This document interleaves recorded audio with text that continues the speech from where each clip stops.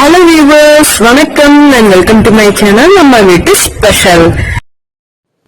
இன்னைக்கு நம்ம வீட்டு ஸ்பெஷல்ல அப்படியே சிக்கன் சுக்கா டேஸ்ட்லயே நம்ம வந்து கத்திரிக்காய் வச்சு கத்திரிக்காய் சுக்கா எப்படி செய்யறதுன்னு தான் பார்க்க போறோம். யூஸ்வலா நம்ம சவுத் இந்தியன் சமையல்ல நம்ம நார்மலா ரெகுலரா வந்து கத்திரிக்காய் வந்து டெய்லி பயன்படுத்துவோம். ஏதாவது ஒரு விதத்துல சாம்பாரோ புளிக்குழம்போ இல்ல கூட்டு பொரியல் இந்த மாதிரி யூஸ்வலா கத்திரிக்காவை டெய்லி நம்ம பயன்படுத்துவோம். அப்படி செய்யும் போது கத்திரிக்காய் டெய்லி செய்யறீங்களே வேண்டாம் அப்படின்னு ஒரு சிலர் விரும்ப மாட்டாங்க. பட் இந்த மாதிரி சிக்கன் சுக்கா டேஸ்ட்ல நம்ம செஞ்சு கொடுக்கும்போது டிஃபரெண்டாவும் இருக்கும், டேஸ்டும் ரொம்ப பிடிக்கும், விரும்பி சாப்பிடுவாங்க. கத்திரிக்காய் சுக்கா செய்யறதுக்கு நான் இன்னைக்கு 1/2 கிலோ அளவுக்கு கத்திரிக்காவை எடுத்து நல்லா கழுவி கிளீன் பண்ணி வச்சிருக்கேன். முடிஞ்ச வரைக்கும் கத்திரிக்காய் நல்லா பிஞ்சு கத்திரிக்காய் பார்த்து வாங்கிக்கோங்க. முத்தலா இருந்துச்சு அப்படின்னா அவ்வளோக்கா டேஸ்ட் நல்லா இருக்காது. அதனால பிஞ்சு கத்திரிக்காய் பார்த்து நல்லா கழுவி கிளீன் பண்ணி எடுத்துக்கோங்க. கத்திரிக்காவை குட்டி பீசஸா கட் பண்ணி உடனே தண்ணியில போட்டுருங்க. ரொம்ப நாள் சமைக்கிறவங்களுக்கு இந்த டிப்ஸ் தெரியும். பிகினர்ஸா இருக்கவங்க தெரியலன்னா இந்த மாதிரி கத்திரிக்காய் கட் பண்ண உடனே தண்ணியில போட்டு வச்சிருங்க. தண்ணியில போட்டு கொஞ்ச நேரத்திலேயே சமைக்க ஆரம்பிச்சிருங்க. இல்லைன்னா கத்திரிக்காய் ரொம்ப கருத்து போயிரும், டேஸ்டும் மாறிடும்.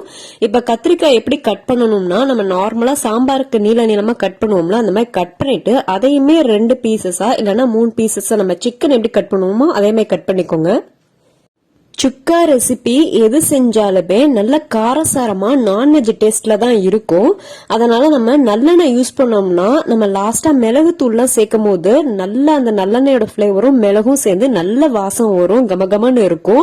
அதனால நான் இன்னைக்கு நல்லெண்ணெய் யூஸ் பண்றேன். உங்கள்கிட்ட நல்லெண்ணெய் இல்லைன்னா நீங்க நார்மல் குக்கிங் ஆயில யூஸ் பண்ணிக்கலாம். இப்போ எண்ணெய் நல்லா சூடாயிருச்சு. இது கூட 1 டீஸ்பூன் அளவுக்கு சோம்பு, 1 டீஸ்பூன் அளவுக்கு கடுகு சேர்த்துக்கோங்க. கடுகும் சோம்பும் நல்லா பொரிஞ்சு வரணும். இப்போ நம்ம கட் பண்ணி வச்சிருந்த கத்திரிக்காயை சேர்த்துக்கலாம்.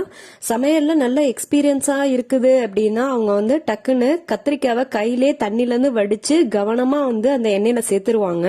நீங்க இப்பதான் புதுசா சமையல் ஸ்டார்ட் பண்றீங்க, பிகினர்ஸா இருக்கீங்க அப்படின்னா அந்த தண்ணியில வந்து கட் பண்ணி போட்டிருந்த கத்திரிக்காவை ஒரு ஃபில்டர் வச்சு நல்லா வடிகட்டிருங்க. தண்ணியில வடிஞ்சதுக்கு அப்புறம் நம்ம வந்து எண்ணெயில சேருங்க. இல்லைன்னா அப்படியே எண்ணெயோட தண்ணியோட சேர்த்துட்டீங்கன்னா சரசரன்னு தெரிக்கும். உங்க காரத்துக்கு தேவையான அளவுக்கு மிளகாய் தூள் சேர்த்துக்கோங்க.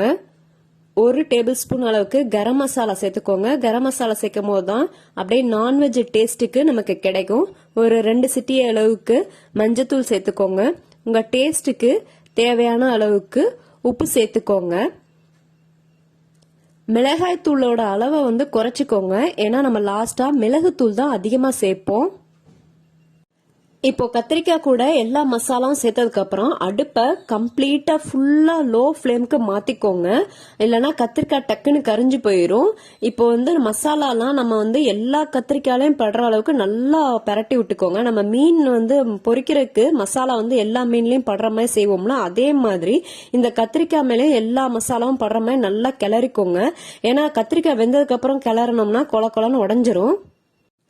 கண்டிப்பா அடுப்பு லோ ஃப்ளேம்ல தான் இருக்கணும். அதே மாதிரி கத்திரிக்காய் வேகிறதுக்கு முன்னாடியே நல்லா பரட்டி விட்டுருங்க. வெந்ததுக்கு அப்புறம் நம்ம கரண்டி போட்டு பரட்டணும் அப்படின்னா கத்திரிக்காய் வந்து நமக்கு வந்து சிக்கன் பீஸ் மாதிரி தனித்தனியா வராது, ஒன்னோட ஒன்னு ஒட்டிட்டு அப்படியே உடஞ்சு போயிரும். அதனால கண்டிப்பா லோ ஃப்ளேம்ல வச்சு மூடி போட்டு 3 நிமிஷம் மட்டும் நல்லா வேக வச்சுக்கோங்க.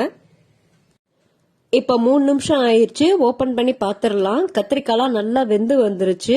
3 நிமிஷமே போதும். நல்லா லோ ஃப்ளேம்லயே கத்திரிக்காய் நல்லா வெந்து வந்துரும். ரொம்ப நேரம் ஆகாது கத்திரிக்காய் வேகிறதுக்கு. அதனால 3 நிமிஷத்துலயே கத்திரிக்காய் நல்லா வெந்துரும். இப்போ 1 ஸ்பூன் அளவுக்கு மிளகுத்தூள் சேர்த்துக்கோங்க. மிளகுத்தூள் சேர்த்ததுக்கு அப்புறம் ஒரு 2 கொத்து கருவேப்பிலைய நல்லா பொடியா கட் பண்ணி அதையும் சேர்த்துக்கோங்க. உங்க காரத்துக்கு எவ்வளவு வேணுமோ அந்த அளவுக்கு மிளகுத்தூளை கூட குறைச்சு சேர்த்துக்கலாம். இப்போ நல்லெண்ணெயிலே அந்த மிளகுத்தூளும் கருவேப்பிலையும் சேர்ந்து நல்லா வதங்கும் போது சூப்பர் ஃபிளேவர் டேஸ்ட் நமக்கு கிடைக்கும். இப்போ நம்ம வந்து மிளகுத்தூள் சேர்த்ததுக்கு அப்புறம் இப்படி அடியில இருந்து கரண்டி எடுத்து இப்படி உதுத்தூட்ட மாதிரி நம்ம செய்யும் போதுதான் கத்திரிக்காய் உடையாம நல்லா சிக்கன் பீஸ் மாதிரி உதிரி உதிரியா வரும். அதனால போட்டு நம்ம நார்மலா எல்லா காயும் செய்யற மாதிரி நம்ம வந்து ஃபாஸ்டா கரண்டி போட்டு கிளறணும் அப்படின்னா டக்குன்னு கொல கொலன்னு ஒன்னோட ஒன்னு ஒட்டிட்டு கத்திரிக்காய் உடைஞ்சு போயிரும். அப்புறம் சிக்கன் சுக்கா மாதிரி இருக்காது, பார்க்க ஒரு மாதிரி தொக்கு மாதிரி ஆயிரும். அதனால இந்த லாஸ்ட் ஸ்டெப் மட்டும் கொஞ்சம் கவனமா அடியில இருந்து கரண்டியை கொடுத்து இந்த மாதிரி உதுத்து உதுத்து விட்டோம் அப்படின்னா ஒன்னோட ஒண்ணு ஒட்டாம நம்ம வீட்டு ஸ்பெஷல் கமகமன்னு சூப்பரா சிக்கன் சுக்கா டேஸ்ட்டுக்கு கத்திரிக்காய் சுக்கா ரெடி ஆயிரும். ட்ரை பண்ணி பாருங்க. அவ்வளவுதாங்க, இன்னைக்கு சிக்கன் சுக்கா டேஸ்ட்லயே கத்திரிக்காய் சுக்கா ரெடி ஆயிடுச்சு. நீங்களும் உங்க வீட்டுல ட்ரை பண்ணி பாருங்க. உங்களுக்கு இந்த வீடியோ பிடிச்சிருந்தா லைக் பண்ணுங்க, ஷேர் பண்ணுங்க, மறக்காம நம்ம சேனலை சப்ஸ்கிரைப் பண்ணுங்க. நன்றி, வணக்கம்.